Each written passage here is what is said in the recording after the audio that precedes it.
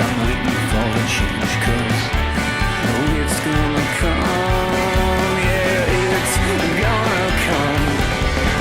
They've been saying it for years and years and years. Hi, WC Turk here for RevolutionBeer.com, the Revolution in Beer podcast.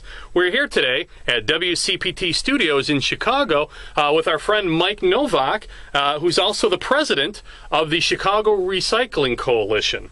We're also talking beer today, which is why I'm slurring my words just a little bit. We're trying today Revolution Brewing's Rosa Hibiscus Ale, so I'm gonna join BL Murray and Mr. Nowak here, and we're gonna have a little conversation about that and recycling and reusable bags in Chicago. Hey, Mike. Hey, guys. Thanks for joining us. Oh, my pleasure. All right. First of all, okay, which kind of hibiscus? That's what I want to know. Is it Rosa sinensis? I don't know. Based upon my intro, it's very hibiscus. You're so But where's my rib shot? All right, we need that. It's a good flavor. Actually, yeah, and so we tried this a little while ago, and I wanted to get your impressions on it. It's got a I'm not as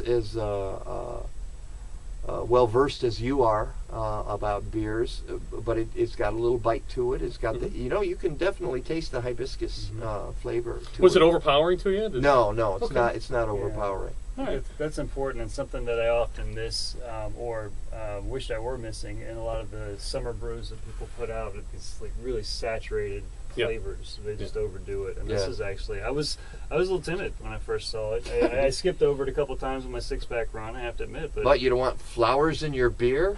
I just don't want to. I don't want to be drinking like non-sweet iced tea, something that tastes like non-sweet iced tea with a bunch of fruit in it. And it's not. It's not. There's no. Yeah, it's definitely a beer flavor, but you get a nice balance of the hops, and then there is that herbal flavor that's the not herbal overpowering. flavor in there. I guess that's what I was referring to. Yeah. All right. Blended. Yeah, and Revolution Brewing, we've talked about them a number of times. We've had, I think I've had just about everything that they've made, which sounds really, really bad for some reason. I've had them all. But they do a nice quality portfolio of beers. I don't think I've ever had anything that I've been disappointed by them at all. Again, I think we do a mugs up. Yeah. Three mugs up. 3 mugs up. Yeah. on Revolution Brewing's Rosa Hibiscus Ale. Okay. Totally. So, but we're really here to talk to you about is something that's near and dear to your heart, and that's reusable bags in the city of Chicago. We were throwing around facts and numbers, and there's a lot of numbers here. One of the numbers that came across and was 100 billion bags. The single-use plastic bags that are used in this country, discarded in this country, comes out to about 3.5 million tons of refuse, plastic refuse, which is, and I did the math, used to be in the airline business, so I know these numbers, comes out to about 9 fully loaded 747s. Trash. We'll throw another measure thrown into the environment. We're talking about 100 billion per year. Yes, per year. Per year. 3.5 million. Used 100 billion in the United States per year, $1 trillion on the planet. On the planet. And you brought up a number from First Ward Alderman Joe Moreno, which is 3.7 million bags used in Chicago per day. Per day. That's phenomenal. That's phenomenal. And most of these bags, if you were to guess how many of these bags are recycled?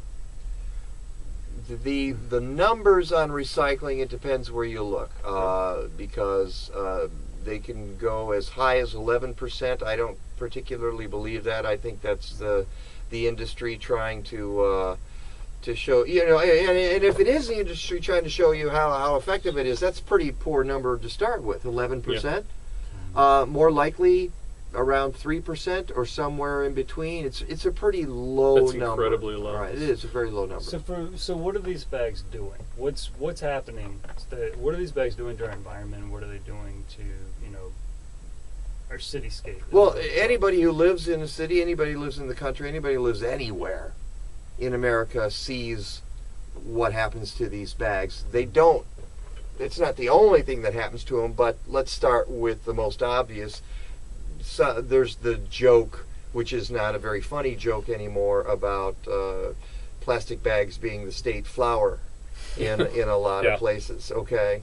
Because you see them all over your trees. So that's one of the things that happens. They end up floating around and being caught by trees. They end up in our sewers. They end up in our parks. They end up in our yards. I think somebody, and I had the pleasure of seeing you and some of the experts that were speaking in favor of the bring your own bag proposal before the city council. Before the city council in Chicago. That there's a mechanical aspect to this, that these bags are ending up stuck in machinery as well.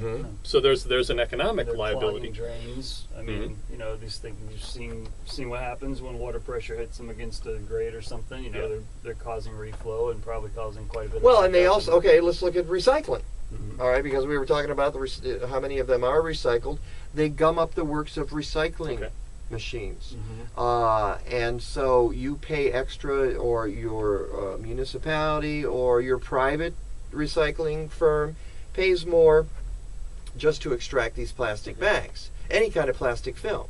I always, and I fought for years in Chicago against Blue Bag, which was a terrible, awful program that Mayor Richard Daley, the younger, sometimes I call him Richie the Deuce, instituted in Chicago, and now I see, where do I see blue bags? I see blue bags in recycling bins where people take all of they feel they need to put their recyclables in a plastic bag before they put it into their recycling container, and that is so wrong. And it's part of the it just highlights the lack of education we have.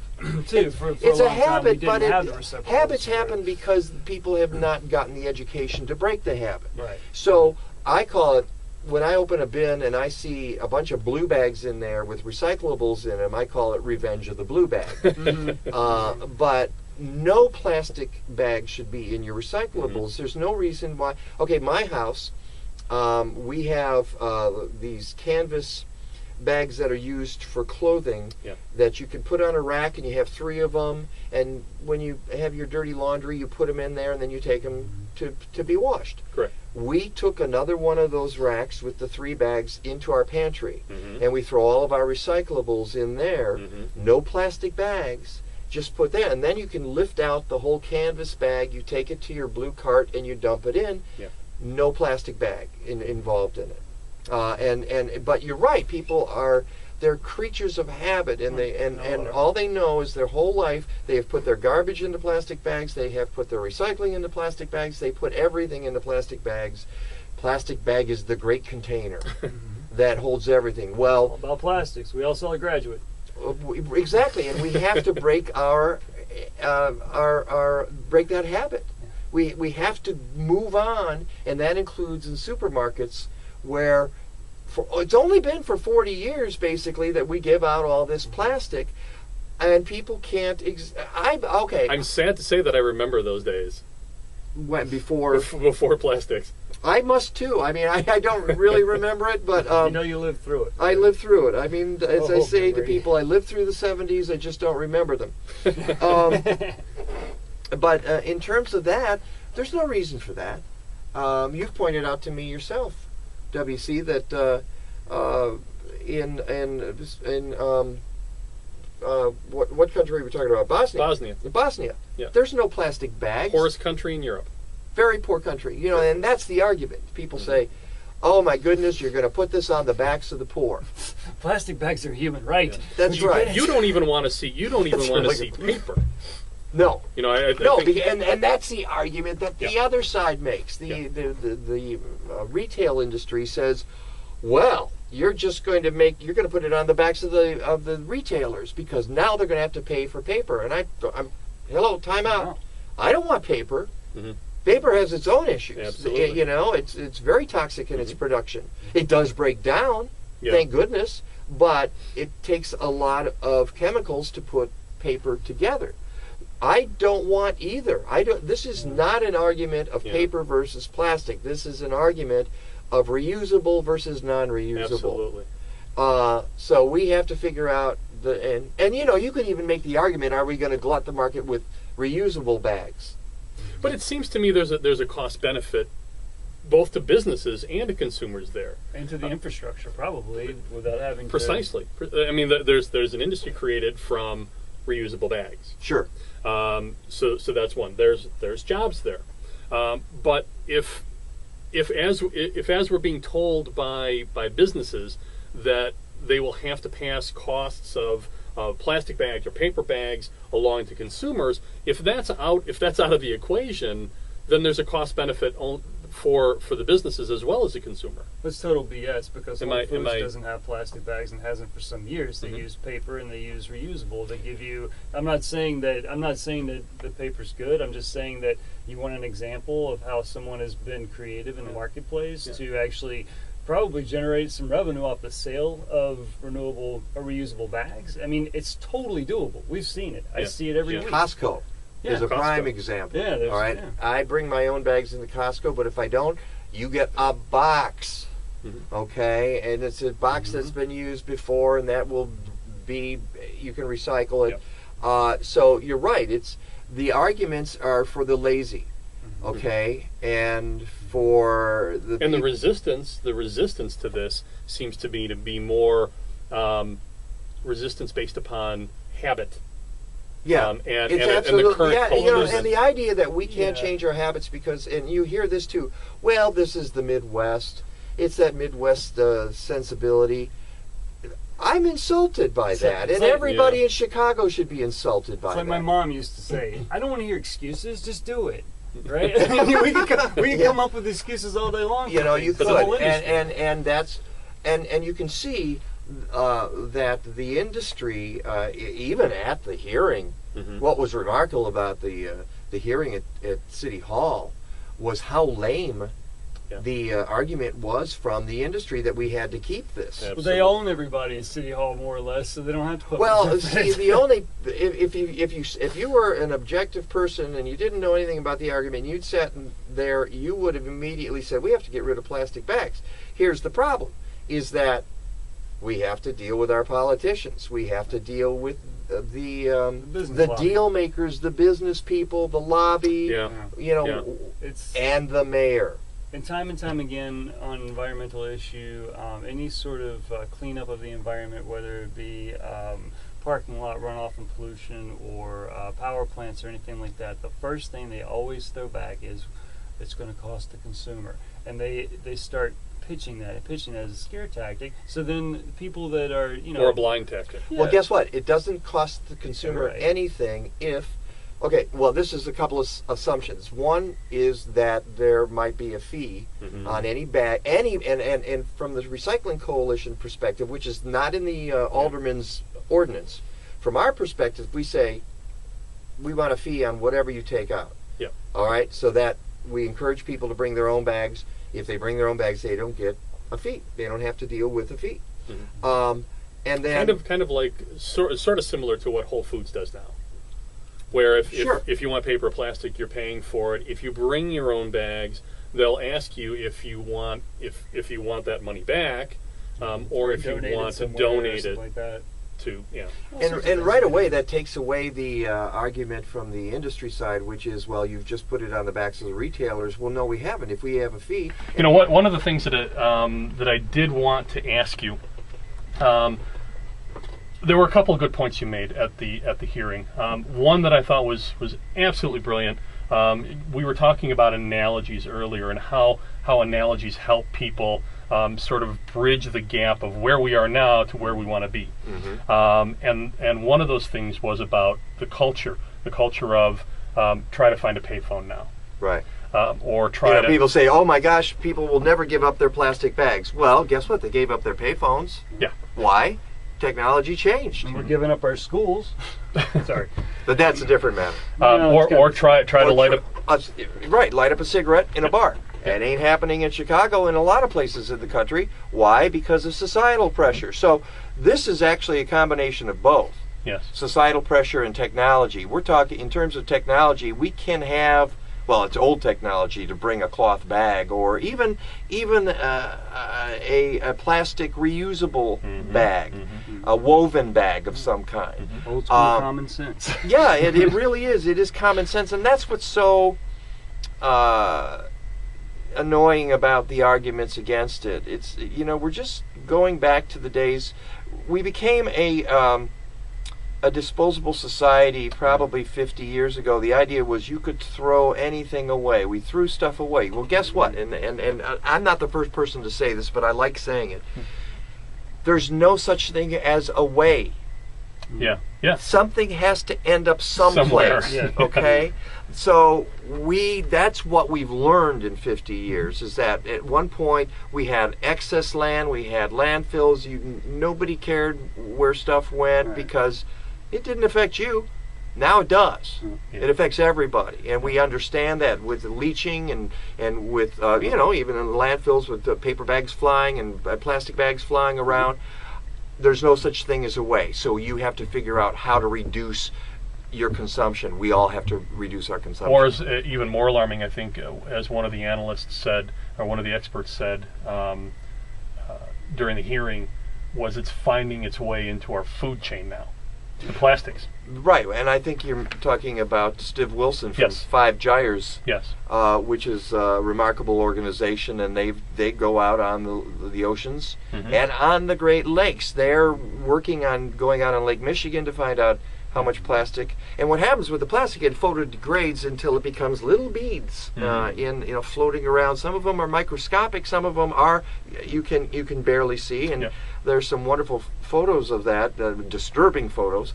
But they went out in Lake Erie and found the highest concentration anywhere in the world that they had ever encountered. Well, that doesn't surprise me one little bit. Yeah. Especially Lake Erie, because poor Lake Erie has got so many other problems with runoff and overload of nitrogen and phosphorus, and it's the sources are varied. It used to be you find the pipe that is going out into the lake and shut it down. Now it comes from everywhere. And leaches in there. Or is pollution. What do they call it? Non-point source.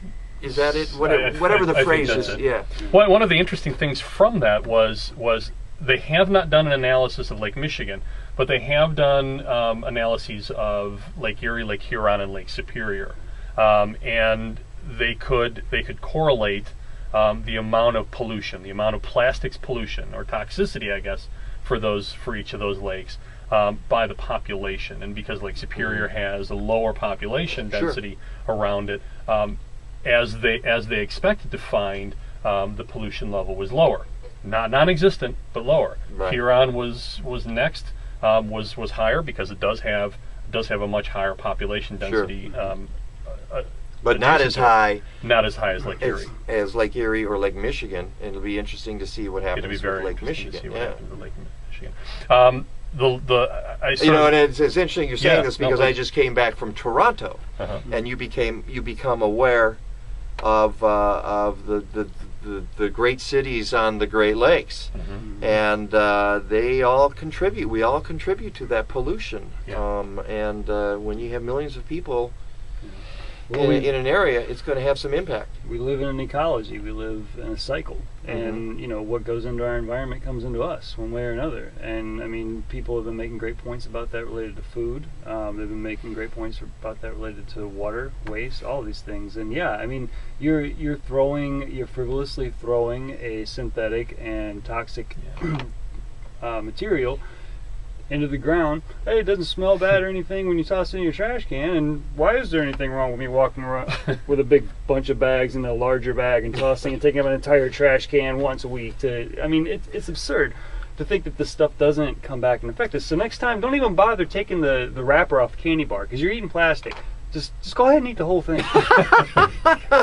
Wow, talk about recycling. Wow, there you go. Well, I'll let your bodily functions take care of that, right? I've told this story before. I know I've had a lot of chemistry.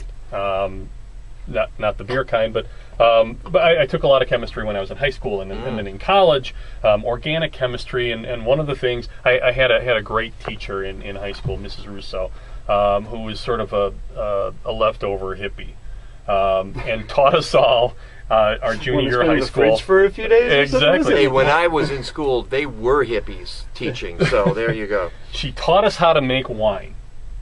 And if you've never made homemade wine, basically what you do on the simplest level is you put a rotten grape or yeast into a bottle of grape juice, and then you put a balloon over the top of it, and as that yeast or that bacteria proliferates, a population explosion, it gives off two waste products. It gives off alcohol, and it gives off carbon dioxide. And you know when the population has collapsed on that bacteria, because it's not giving off any more CO2, and the balloon isn't inflating anymore, and all the sediment, basically almost the entirety of the population of the bacteria, has collapsed and is now sediment at the bottom of the bottle. That taught me a valuable lesson when I was young. This is back in the 70s. About the environment and about how finite the environment is and how we can directly affect that. And as to your point, that pollution, that waste, that garbage has to go someplace. Yeah, it does. It's there's a number of physics laws related to that, and but I do want to say that at this point, it's important for citizens in Chicago to call their aldermen. Yeah. It's important to keep talking about this. It's important to make sure that they will not accept the status quo. We have to move forward. I mean, this one's a no-brainer. Everybody uses that phrase a lot, but dear God in heaven, we've got so many issues to do. You mentioned the schools earlier, okay, and other things going on, crime, murders in the streets, people being murdered in the streets. Let's do this really fast. Get it off the table. Move on. In 2 years, no one will even remember that we got plastic bags, that we used to be handed those. And you and I know, because we bring our own to the store. I can bring two reusable bags and watch people get the same amount of groceries and have 25, 30 plastic. It's obscene. And your alderman needs to know this, that you're not going to stand for this. And there needs to be blowback on the Emanuel administration if the mayor decides that he's going to fight this. To sell us out again, because I don't understand. Well, it is Chicago politics. People will absolutely hear. They're going to hear a media backlash against this. And some of it will just be the ignorance of the media. Precisely. Just being lazy and not really checking their facts and just accepting when, they love a good controversy. So when the industry comes in and says, "Oh my gosh, this will never happen because we're just raising the prices of everything." Well, that's not true. In other cities it has not happened. Okay, if you want to get Rahm Emanuel involved in this, here's something you can tell people. Rahm Emanuel was in Washington, D.C. working in the government when the plastic bag fee was put on in the stores in D.C. I'm sure he didn't notice that the whole city collapsed around him. Or I'm sure he noticed that it did not. Unfortunately. So he knows that it works. So for him to be coy and say, "Well, we don't know yet," you know what the answer is, dude.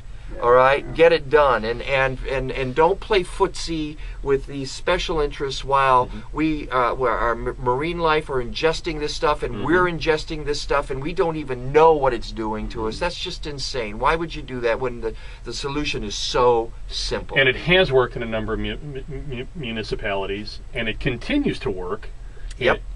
Around the world, as I said, I was hitting Europe a couple of times a year the last 20 years.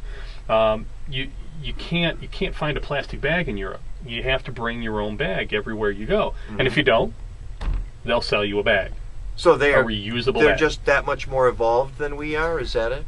I think they understand the ups and downs a lot better, and no one enjoys seeing the stuff floating around their yard or their city or anything. I mean, if you honestly, if you really think that that people shouldn't be bothered with these bags flying everywhere and getting caught up in everything, don't ever turn around to someone and give them a hard time or think badly about them for littering or something like that. Like you can't talk out of both sides of your mouth that way. And these bags are, look, okay, our schools go away. Well, humans will come up with a solution because we can teach people. We try to pitch into something to benefit society, and now they want to take it away. That's gone on throughout history. But when we run out of clean water, when we run out of agricultural clean land to grow food on, you think we're just going to go to Brazil and buy all the water and the food? Like, forget about it. No, they're going to be coming here because we have the Great Lakes. Remember, we're way beyond burning the candle at both ends here. Last thing I want to do before we let you go, and thank you for joining us. Sure. Really, it was brilliant. You guys are great. This is really important. We do want to get ahead of some of the arguments that people may hear in the media. One of those arguments, I've heard it a number of places. I also heard it brought up briefly in the hearing on Wednesday at City Hall, and that was about the presence of E. coli in reusable bags. But there's no mention made of contamination of single-use bags. So if you could speak about that a little bit, because I think the media is concentrating on one without acknowledging that there's an issue, a larger issue, with the single-use bags. Well, bacterial contamination. There are some studies that have been made about contamination, and I think it was done in San Francisco, and from what I understand, they were pretty much debunked. Yeah. That the study was not done in an accurate way, and there is not an issue with that kind of contamination. Look, we're fixed. Our society is fixated on disease. We think that every time we touch something, we bathe constantly. We use sanitizers on our hands constantly. We slather deodorant on ourselves. We are just terrified of anything that isn't completely lacquered in. And this is not an issue. You can wash reusable bags. That's where you start. And if you're really concerned about it, then wash the darn really thing. Easy. You don't take them and stick them in a dark place, compressed with a bunch of crap in your trunk. If you're carrying produce, but that gives you agency and control over that situation. So if. But by the way, I put stuff in my trunk, but but you're not putting your food necessarily. No, in those bags. But washing those bags does give you agency and control over does. if you feel that there's an issue. All right, well, let me ask you a question. But you don't have that with single-use bags. You don't know where those bags are stored, where they come from. No, you don't. Yeah. I guess folks assume because it's like the people who won't buy clothes from Goodwill or the Salvation Army, right? Because they're freaked out that somebody might have worn it before. Yeah. They want a plastic bag. It's never been used before, but as you're saying, you don't know where it's been stored. Yeah. It's a By false the way, premise. people that are worried about that, there are a lot of parents out there and grandparents that think you are crazy. Because why? Hand-me-downs. I mean, seriously. Well, I know. I know people like that, and I don't even go to a retail outlet and look at their fitting rooms and some of the people that troll in and out of those fitting rooms. Yeah. And you're gonna buy those clothes. Yeah. And maybe wear them before you wash. What's the germ count of the average teen trying on things in the Gap fitting room? But the point is, there are no studies that show that there has been E. coli contamination. Exactly. That's it. Exactly. That's the bottom line. And that's what we wanted to do here. Is we wanted to get ahead of some of those arguments. People will hear those arguments. Yeah. We want them to know the truth. There's or a at least lot of have some nitpicky arguments involved here.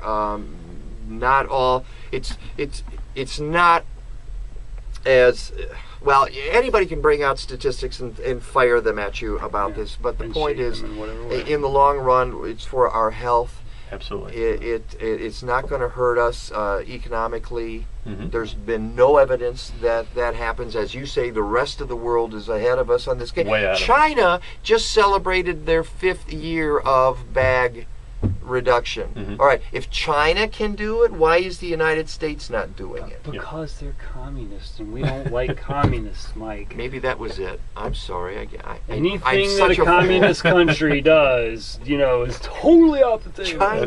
That's it. Mike Nowak, host of a show that escapes my name. The Mike Nowak Show. That would be it. That would be Yeah. it. You're also president of the Chicago Recycling Coalition, and you have you're in the fight on this one with the Bring Your Own Bag initiative. I certainly am. We're gonna fight this one to the death. Well, we're in the fight with you, pal. Come Oh, on, good. people. Let's Appreciate prove it. we're not lazy. We That's can it. handle this. All We can right. carry Thanks it so back much. into the store. Gentlemen, appreciate it. Appreciate it. And now, back to our. Oh, you were gonna do a little promo here, weren't you? Go for it. No, I like yours. No, I like I'm yours. just gonna make fun. Go ahead. I actually. For years and years and years, and I'm so caught up on it. I'm so caught